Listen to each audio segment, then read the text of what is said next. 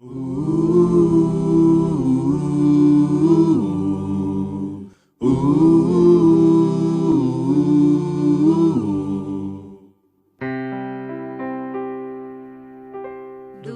teu falar,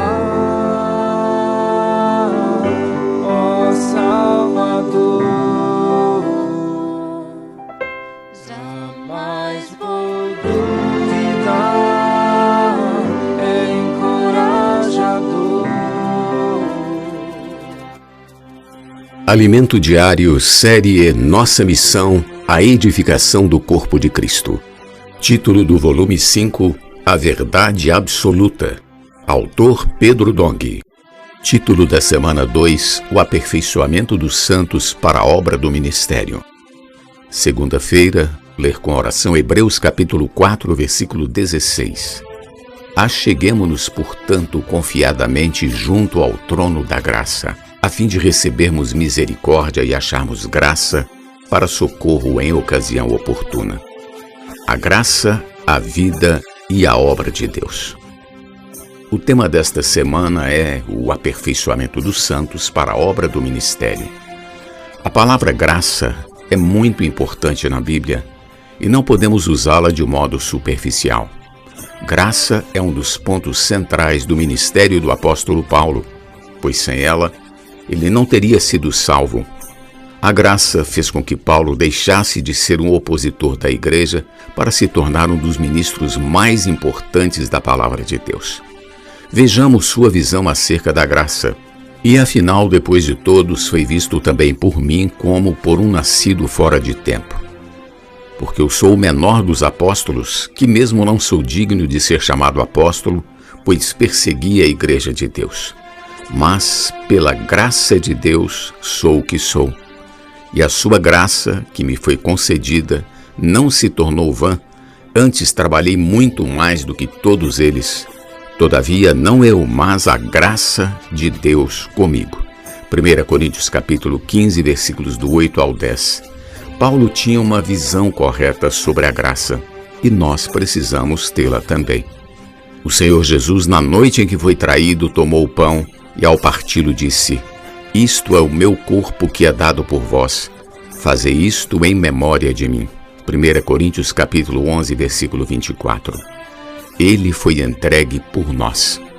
Seu corpo foi partido e seu sangue derramado para que pudéssemos ter acesso a essa graça. Todas as riquezas espirituais estavam nas regiões celestiais com Deus na eternidade, portanto, não estavam disponíveis ao homem. Entretanto, por meio do sacrifício de Jesus na cruz, seu corpo foi partido. O véu do santuário que separava o Santo dos Santos do Santo Lugar foi rasgado em duas partes, de alto a baixo, Mateus 27, 51, abrindo o caminho para que tivéssemos acesso a Deus. Isso é graça. Não tínhamos acesso às coisas espirituais e celestiais, porque não tínhamos acesso a Deus. Mas o sacrifício de Cristo na cruz abriu-nos o caminho ao trono da graça. Hoje temos acesso à graça. Aleluia! Em Hebreus somos encorajados a valorizar a graça conforme lemos.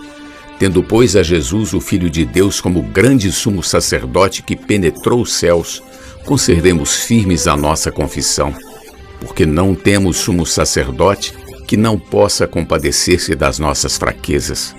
Antes foi ele tentado em todas as coisas à nossa semelhança, mas sem pecado. Acheguemo-nos, portanto, confiadamente junto ao trono da graça, a fim de recebermos misericórdia e acharmos graça para socorro em ocasião oportuna. Hebreus capítulo 4, versículos 14 ao 16. Foi muito difícil para Jesus abrir o acesso ao trono da graça e abrir esse novo e vivo caminho, porque ele teve de morrer. Capítulo 10, versículo 20. No mesmo sentido, em Efésios, há também este registro: Bendito o Deus e Pai de nosso Senhor Jesus Cristo, que nos tem abençoado com toda sorte de bênção espiritual nas regiões celestiais em Cristo. Capítulo 1, versículo 3. A expressão toda sorte de bênção espiritual se refere à graça. não tínhamos acesso a tais bênçãos, porque vivemos na terra, longe daquele que habita em luz inacessível. Jesus, porém, nos redimiu por seu sangue e perdoou nossos pecados segundo a riqueza da sua graça. Versículo 7. No livro do profeta Isaías é-nos dito que a graça fez com que Deus habitasse conosco. Capítulo 57, versículo 15 diz: porque assim diz o alto, o sublime, que habita a eternidade, o qual tem nome de santo. Habito no alto e santo lugar, mas habito também com o contrito e abatido de espírito, para vivificar o espírito dos abatidos e vivificar o coração dos contritos. Por um lado, Deus não habita no tempo e espaço, mas na eternidade. Por outro, Ele está no coração dos contritos, dos abatidos de espírito. Ele abriu, por intermédio de seu Filho, a porta da graça, pois isso tudo que recebemos pela graça vem por meio de Jesus Cristo. Pela graça fomos salvos e pela graça seremos glorificados. Romanos capítulo 8, versículo 30. Esse é o fluir da graça que torna a igreja gloriosa. A graça é tão importante que nos acompanha até a glorificação. Em Romanos capítulo 8, versículo 21 está escrito: na esperança de que a própria criação será redimida do cativeiro da corrupção para a liberdade da glória dos filhos de Deus. Na ocasião da glorificação dos filhos de Deus, ocorrerá a filiação, a redenção de nosso corpo. O que nos prende aqui na terra é o corpo. Ele é material e terreno, mas um dia será substituído por um corpo de glória. Isso é outro aspecto da graça. Deus comissionou o apóstolo Paulo a ser o dispensador da graça de Deus. Efésios capítulo 3, versículo 2. O que Paulo fez foi dispensar às pessoas e à igreja as riquezas insondáveis de Cristo como graça. Em Deuteronômio está escrito: porque o Senhor teu Deus te faz entrar numa boa terra, terra de ribeiros de águas, de fontes, de mananciais profundos, que saem dos vales e das montanhas. Deuteronômio capítulo 8, versículo 7. Esse versículo nos mostra que Deus Pai é o manancial profundo, o Filho é a fonte e o Espírito é o fluir de toda essa bênção espiritual e celestial para o homem. Jesus morreu, foi glorificado e tornou-se o Espírito que dá vida. O Espírito é o ribeiro de água, o rio da graça, que flui a fim de alcançar todas as pessoas. Que maravilha! O fluir da graça serve-se das ferramentas que Deus nos deu.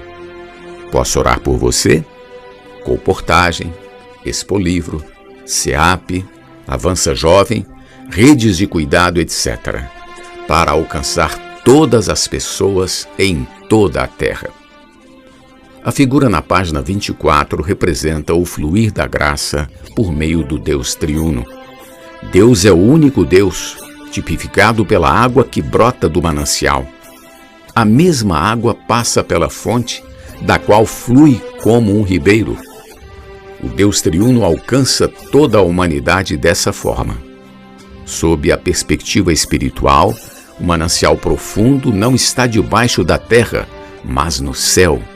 A fonte é Deus, o manancial que se fez carne, assumindo a forma humana em Jesus e habitando entre os homens, cheio de graça e de verdade.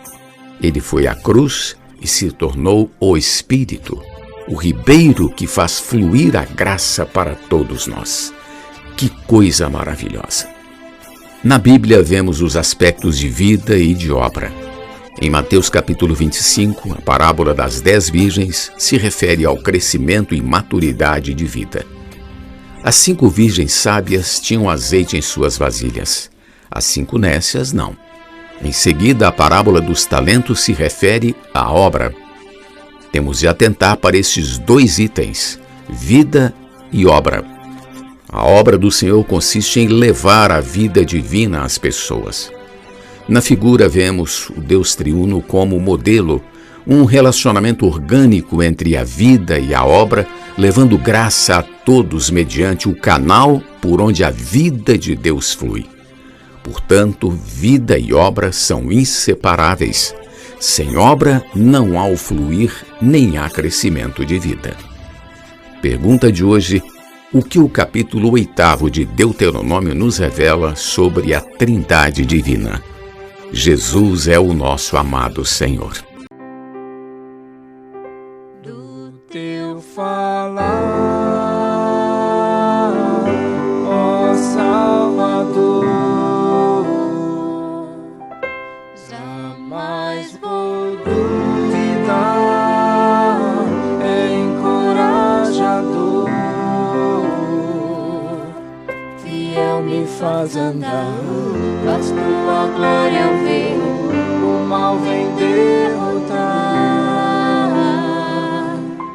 Fiel me faz andar, faz tua glória eu ver, o mal vem derrotar.